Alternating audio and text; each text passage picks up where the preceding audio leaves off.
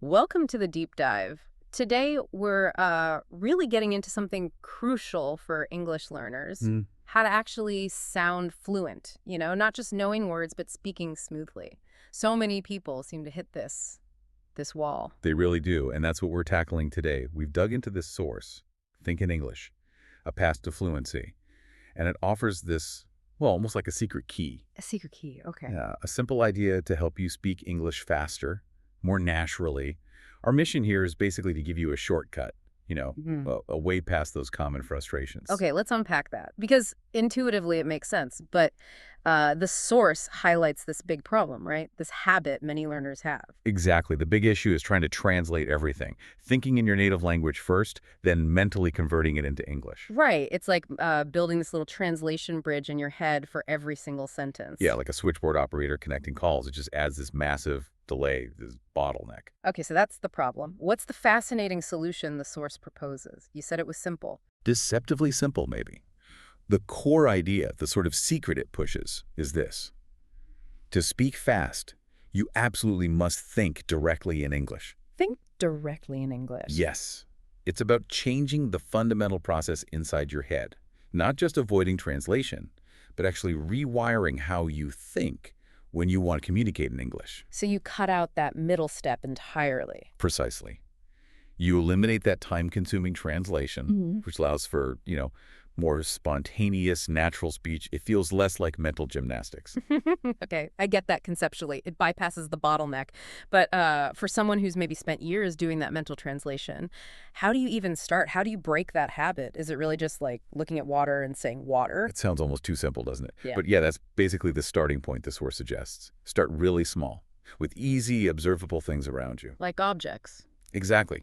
You see your glass of water, you just think water. Or you look out the window, sun, sky, cloud, Ah, and the key thing, at least initially, don't worry about perfect grammar. Don't even try to make full sentences yet. really? No grammar. Not at this stage. It's purely about observing and labeling, directly connecting what you see with the English word, building that immediate, unfiltered association. So you're building this muscle, this direct connection, instead of relying on translation rules you memorized. You got it. It's less about rules, more about creating a new cognitive pathway. And this simple practice, this labeling, it builds towards something much bigger. Which is? It's about rewiring your brain's default response. The source really emphasizes using your own everyday life as the practice ground. Make English the language you use inside your head. Okay, how does that look practically? Well, you start narrating things internally. Talk about your food in English as you eat it. This coffee is hot. Or, this apple is sweet. Describe your room to yourself. My desk is messy, the window is open. Even emotions. Yes, definitely. Name your feelings directly in English. I feel happy, I'm a bit tired. It's about creating this constant internal English environment. Immersion, but like inside your own mind. That makes so much sense. I remember trying to learn another language and constantly translating.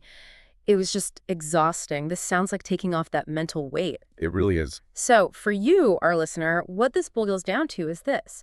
The more you consciously practice this thinking in English, just observing, labeling, maybe quietly narrating your day, the more automatic it becomes. Your speaking starts to flow more naturally because you're not constantly translating. You're building that direct, intuitive link to the language.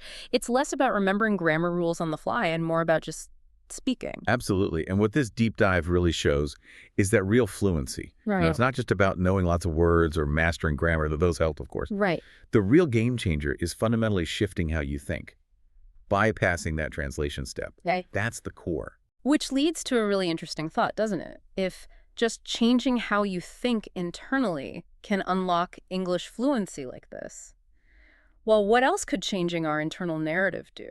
That's a great question. How else could deliberately shifting our inner monologue transform our skills, our experiences, whether it's language or, anything else? We've really only touched on the basics of these daily mental practices today. Yeah, there's a lot more you could potentially do. But the potential power of just adjusting that internal voice seems pretty huge, something definitely worth exploring further.